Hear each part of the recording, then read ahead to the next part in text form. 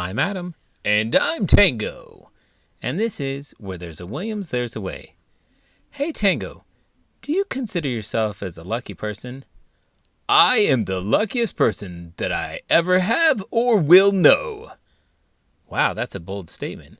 I'm a bold guy. You don't talk as loud as me by not being bold. In today's book, we get to see a leprechaun that is named Lucky that may or may not be lucky himself. Let's get started.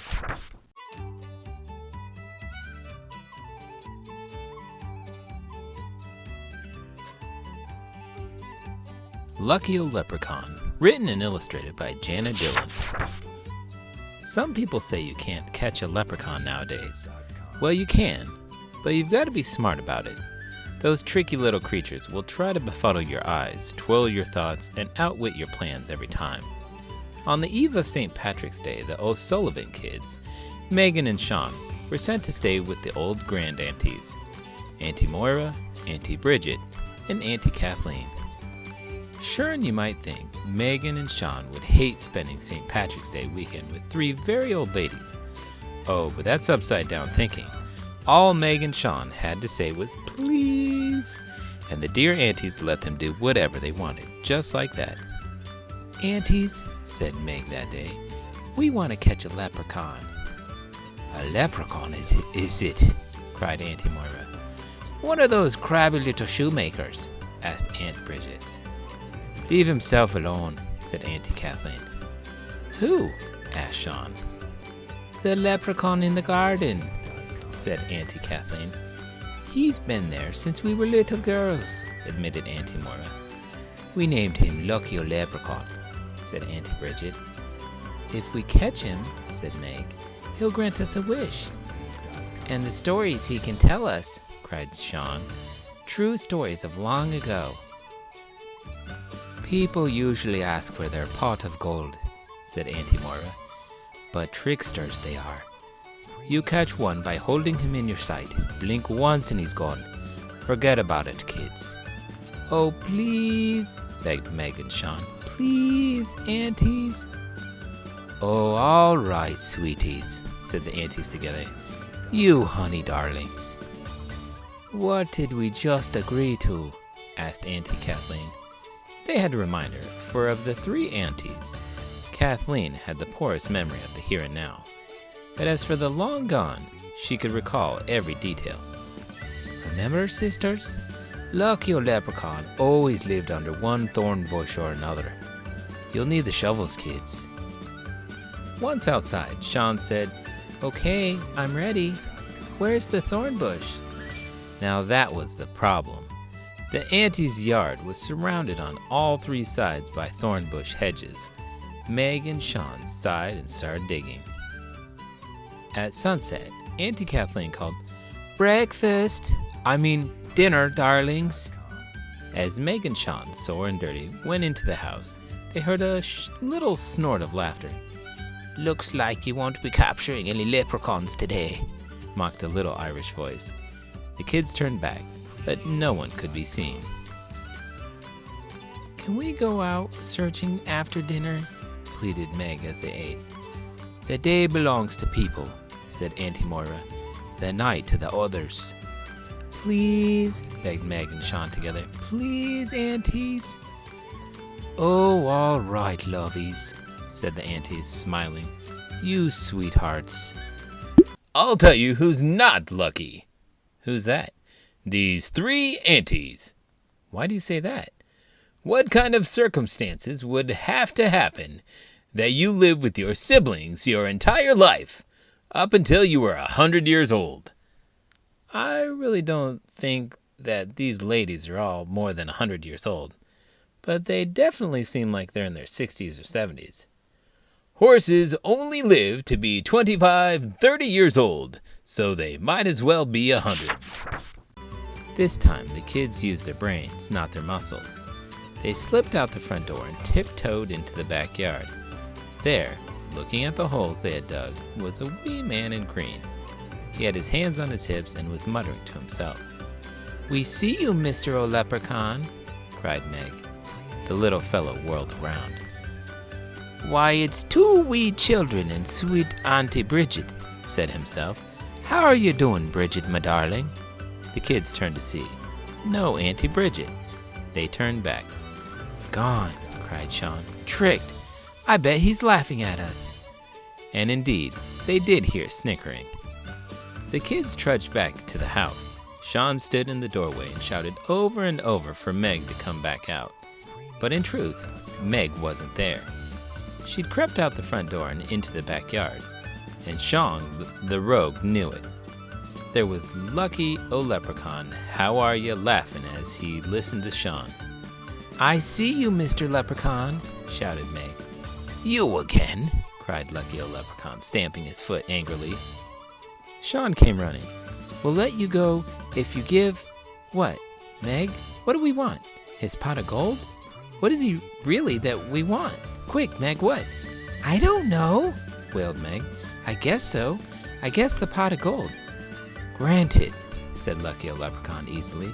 He took a candle from his pocket and lighted it. I'll just put my candle down to mark the spot. See? And on my honor, I won't move it while you get your shovels. Is that good enough? Well, yes, said Meg, surprised by how easy it was. They raced into the garage for their shovels. But when they came out, the entire backyard was aglow with wee candles melting into the grass. He tricked us again, cried Meg. We'll never find the spot. In the warm circle of light at the table, Meg and Sean joined the grand-aunties for tea and Irish bread. The old dear's usual bedtime snack, you know. Sean and I have a plan to outwit the leprechaun, said Meg. How in heaven's name are you going to do that? Asked Auntie Moira. With your help, aunties, said the kids. Please, please. The trap to track the leprechaun to his home was set up as fine as you please on the kitchen floor. Auntie Moira poured a drop of tea in a wee doll's cup and placed a bit of Irish bread on a tiny dish. Auntie Bridget let the kids put her old step-dancing shoes of finest leather near the snack. And he being a cobbler, she said, giggling, how can he resist? Auntie Kathleen added a $5 gold piece that had lain hidden from thieves in her underwear drawer for 70 years and placed it by the teacup. Last, they poured gooey shamrock green frosting in a circle around the trap. St. Patrick's Day morn, the kids leapt out of bed and raced downstairs. Auntie Moira and Auntie Bridget were staring at the trap. It was himself, crowed Auntie Moira. The little manny was here. Indeed, the gold coin was gone. The food was eaten. Glory be, the little devil cut a piece of leather from my shoe, cried Auntie Bridget with delight. I never really thought about it before, but leprechauns are a lot like Santa Claus. How so? It seems like kids are always trying to outwit or capture them both. True. Leprechauns will cobble your shoes and steal your gold, while Santa steals your cookies and leaves you presents. Not quite the same. I guess elves and leprechauns could be long-lost supernatural cousins, much like the Yeti and the Sasquatch. What do these kids need with a pot of gold anyway? I don't know. My 7-year-old self would have bought a bunch of candy with those gold pieces if I would have had them. I would have melted down some of the gold and turned them into shoes. It worked, shouted Sean. Look, there are tiny frosting footprints leading to the back door. Come on, let's follow them. They opened the hall door to find Auntie Kathleen on her hands and knees scrubbing the floor. There was frosting all over the floor, she said. But don't worry, I've cleaned it up bright and shiny again. Musha, you didn't, cried Auntie Moira. But Meg and Sean ran past Auntie Kathleen and out the door. The green footprints began again and led to a hole in the ground under a thorn bush. But how do we get him to come out? Whispered Sean. Auntie Bridget removed one of her gold earrings. Put it outside his door, dearies, and hide. Sure, and it didn't take long before the little miser came out with his eyes aglow, staring at the gold. We see you, lucky old leprechaun, shouted Meg, pouncing on him. A fine how do you do, cried the little cobbler. Bring the wee fellow inside, squealed Auntie Kathleen. Lucky old leprechaun saw he was in a tight spot. If it's all the same to you, my fine Colleen Meg, he said in a voice laden with blarney, I'm not interested in talking to anyone, including that sport Sean beside you, or even that trinity of old girls, your aunties. So I'll be on my way begging your pardon. So long. Ta-ta. See you some other time. Meg didn't answer. She marched into the house and placed him on the table.